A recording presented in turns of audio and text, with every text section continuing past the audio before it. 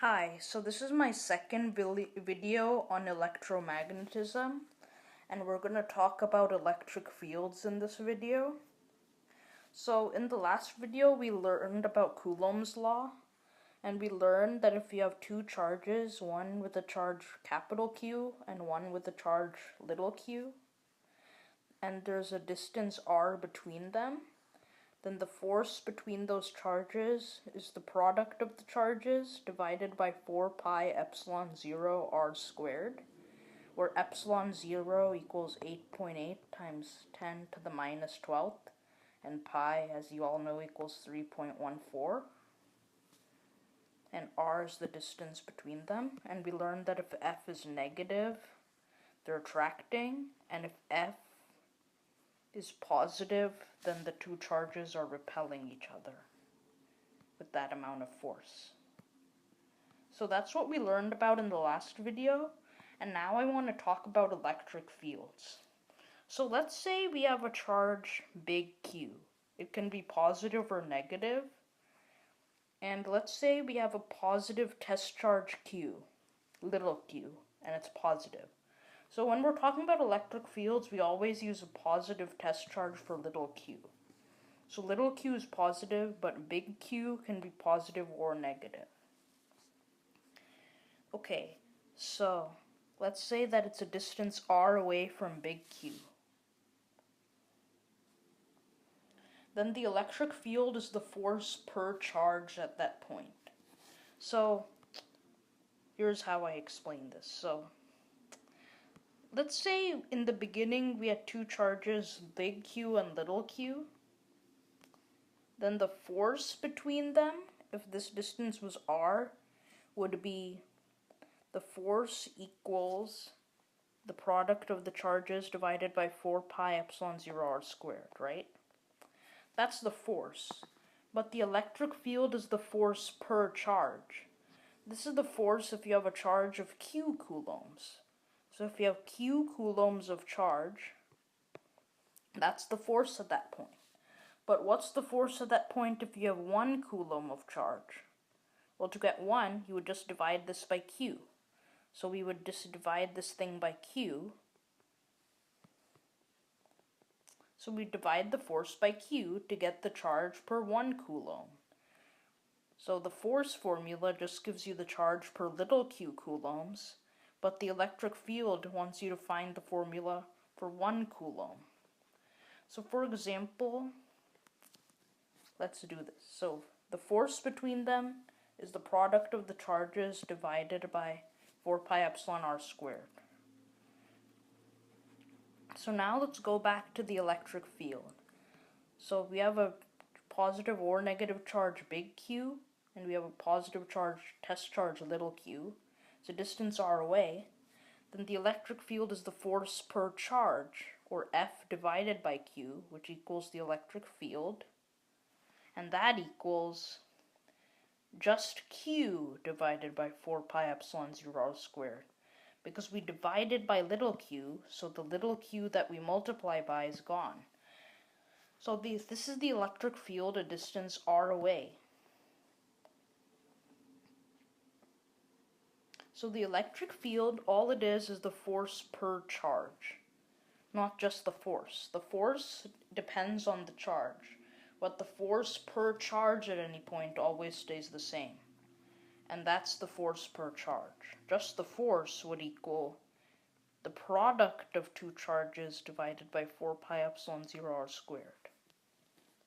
So basically the electric field is just affected by one charge.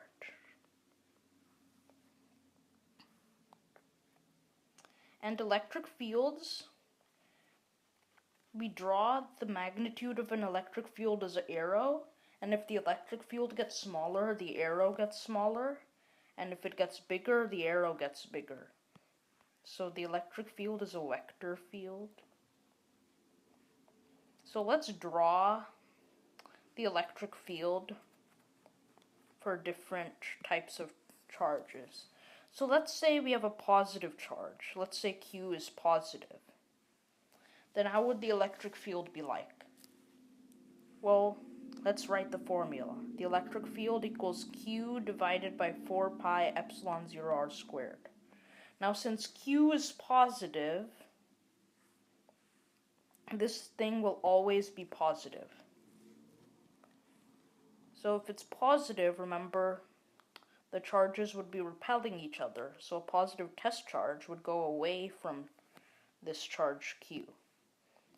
A positive test charge little q would go away because it's being repelled.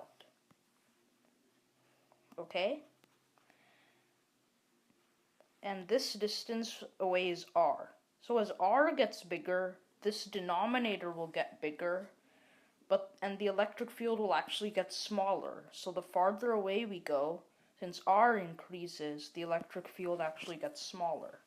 So let's say it starts this big here, then it slowly gets smaller and smaller until at infinity it's at 0. So it's here, it gets smaller, smaller, smaller, smaller, until at infinity it reaches 0. So we keep drawing lines around and it would make sort of like a sun type of shape, with the arrows keep getting smaller as you go further away. And now let's say that Q is negative, then this thing would be negative, and if we have a negative force, that means they're being attracted, so a positive test charge would go closer to this.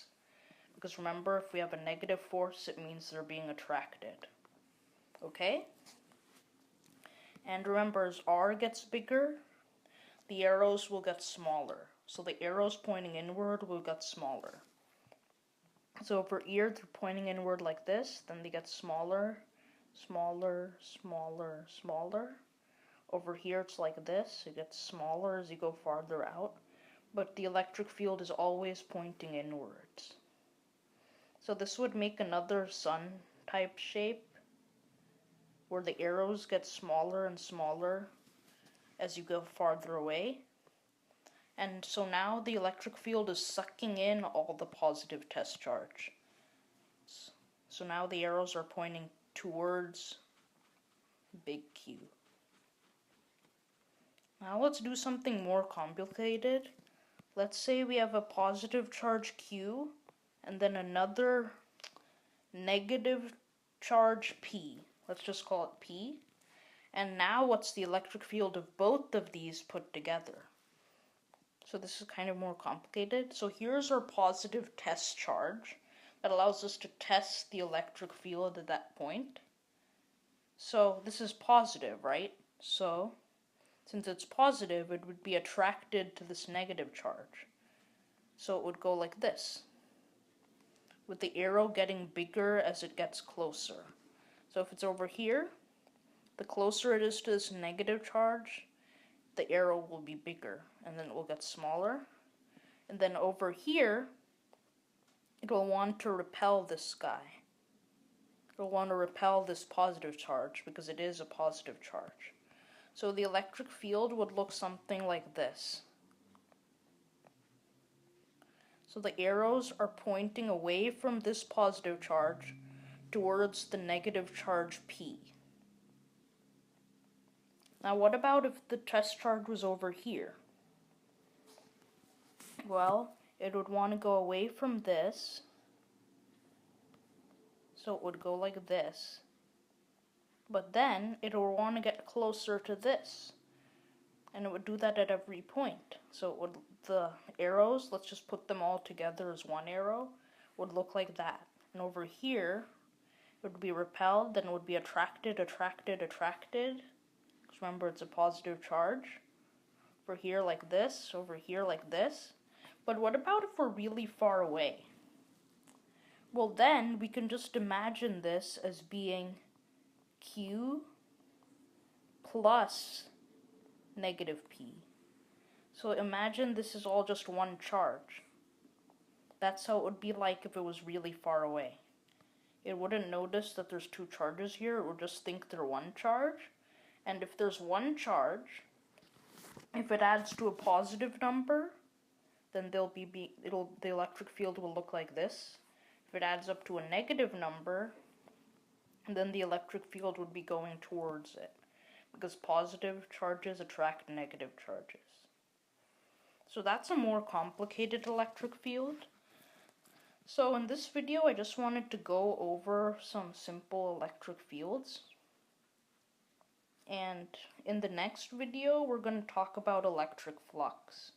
Hope you like this video.